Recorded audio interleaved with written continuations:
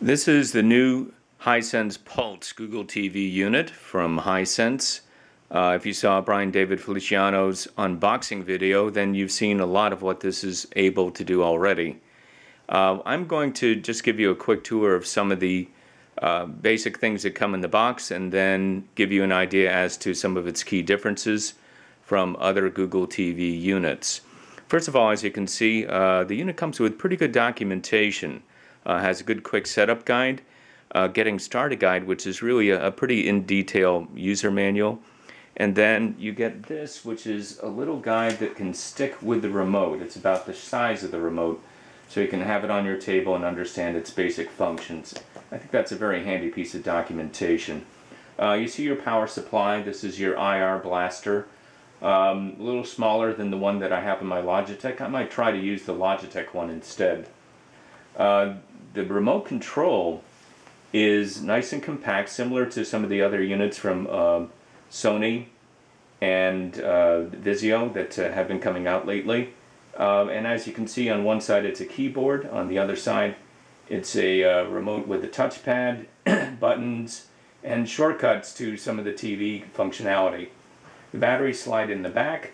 There's a cover that slides on nice and easily, and that's how that goes. So that's the remote. I think that's really a very handy remote, and I look forward to trying it out. It looked pretty interesting on Brian's video.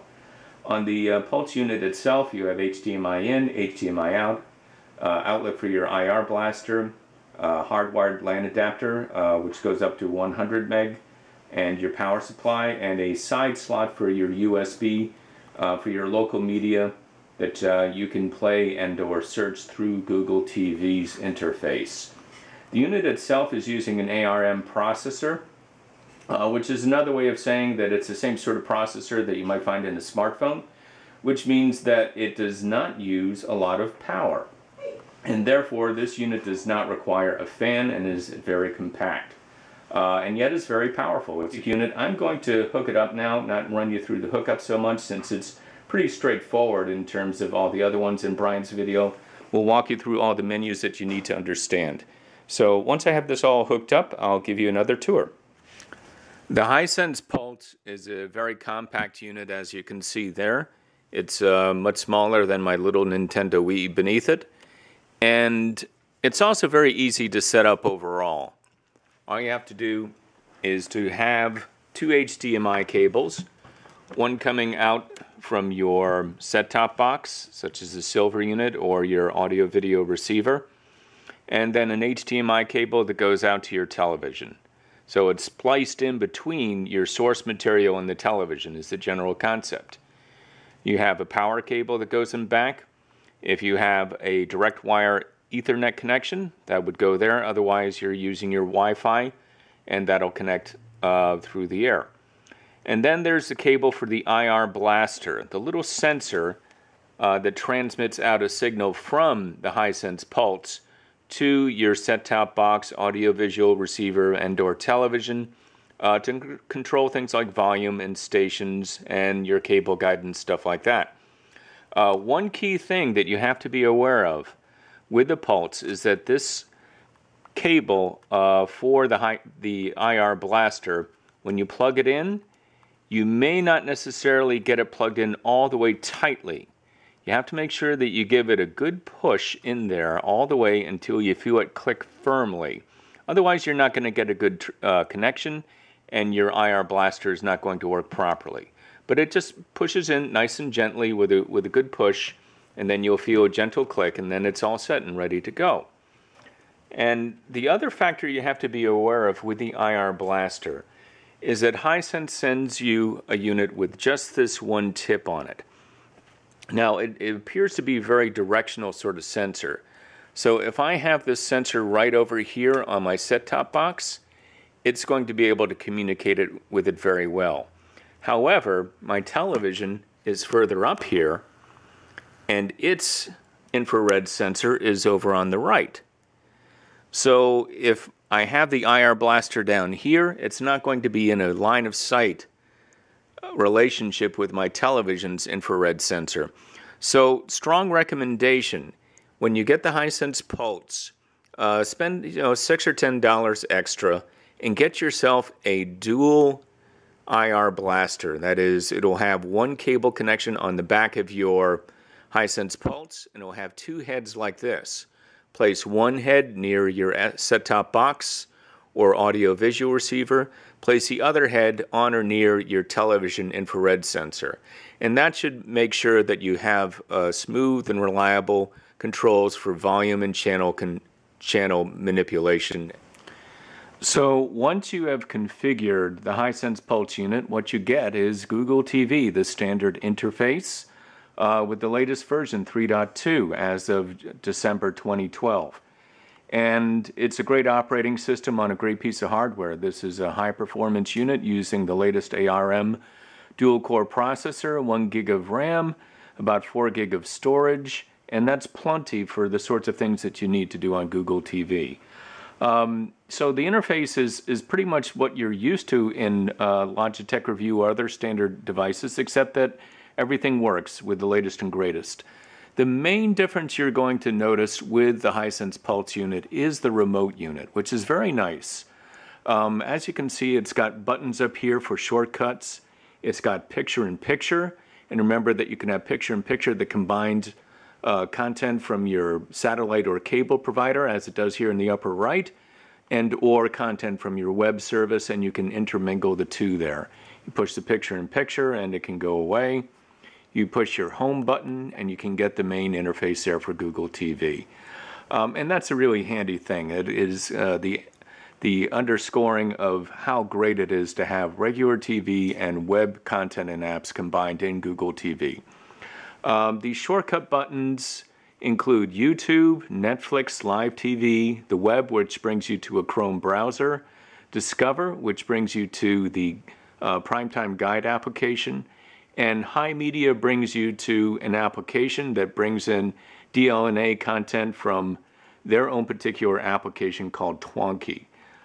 So you can stream in music, photos, videos, and other things from your PC or other devices onto your big screen using Twonky and other applications as well. The other nice remote things that are out there is this control pad here, where you have the home button, a back button, a shortcut menu for your options, and an All Apps button, which from anywhere in Google TV can bring you to the complete apps listing. Now, the Vizio CoStar has a complete apps listing as a default when you go to look at apps on that particular unit. I kind of like this option better because it allows you to maintain the clean standard interface that you have on Google TV along the bottom there with just a handful of apps, and then you can get to the full listing whenever you want that. Because by and large, if I'm looking for apps, I'm looking for something very specific, and the rest of the time I just want to get a nice clean interface. So I like that. About the only thing I'd quibble with is that I would have preferred the home button to be on the same side as the back button, and the menu button on the same side as the All Apps button. Other than that, I think it's a good layout. Then you have volume, channel, mute. You'll see a microphone button there, which will be activated in a later release of Google TV, which will have a more full set of voice commands that are available already from the applications on your tablet or microphone. With a limited set of commands, those commands are going to be expanded. You have a channel box, cable box, ABCD buttons there. If your remote control supports them. You have controls for forward, pause, and all that on your videos, be they from the web or some application.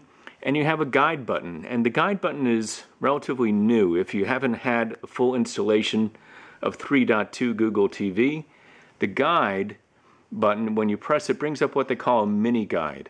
And this is a shortened listing or simplified listing of what's available through the primetime listing on Google TV. And if you properly integrated your cable service, you can get a listing of what's on live TV right away, or you can go through other things that are available in primetime through the full guide. This is especially nice because it pulls up things that I'm interested in first. and pulls up the sort of movies that my family and I would probably most be interested in. I can click on one of these buttons and go directly to the programming on the television through the cable service. So that's a really handy feature. If I wanted to, if I were at the home screen and I wanted to use the native application on my cable service, I press the guide button twice, and that'll bring me right over to my local cable provider's service.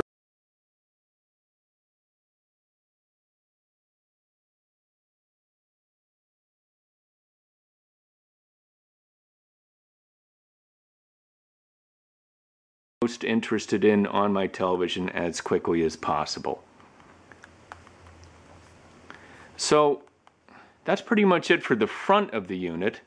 Of course, you've got your TV on and off button there, the green button, and then you have the red button there for the power on off for the whole thing.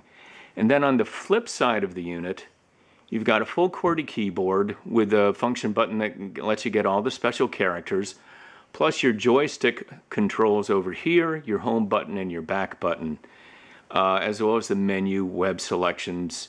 So that's a pretty complete keyboard, and I found it easy to use. As long as you've done the IR Blaster installation okay, seems to work perfect.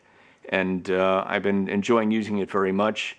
Overall, it's much easier to use than the Logitech Review keyboard because it's more compact. And if you're at all used to using a mobile phone or something like that for tapping in letters on a keyboard, this is just the right size, and I don't find any problems particularly in using it to report. The other key thing to note on the control here is its ability to browse the web and to be able to use a touchpad control here in the middle. Now, for those of you who are familiar with using Google TV, you'll be aware that there is the Chrome browser built into the service. And if you wanted to, you can go out there and hit the web button and pull up a Chrome browser. Now, in order for you to use the browser, you need to use this touchpad control to move around the cursor, just like you would on a regular web browser, because that's what Chrome understands. So, in order to click on it the way that you would, you just simply tap on the touchpad, pretty much the same way that you would on your typical laptop with a touchpad control. And there's a side-scrolling panel here that lets you go up and down, or in the bottom panel that lets you scroll side to side. And I found the controls for that touchpad to be very good so far. I find it definitely to be a lot better than the Logitech Review for controlling the web browser-oriented functions of Google TV. And so that's pretty much the cook's tour of what's new and interesting in the Hisense Pulse unit for Google TV. There's lots of other things that you can do for Google TV that will be familiar to those of you who have used it already. There are things such as Google Play Music that are integrated, the ability to rent things easily from the Google Play Store, the ability to download TV-specific web apps from the Google Play Store as well that are compatible with Android devices. And many of those are compatible with Google TV also. So that's it for my brief review of the Hisense Pulse. It's a good deal, and I hope that you have a chance to use it sometime soon. Thank you.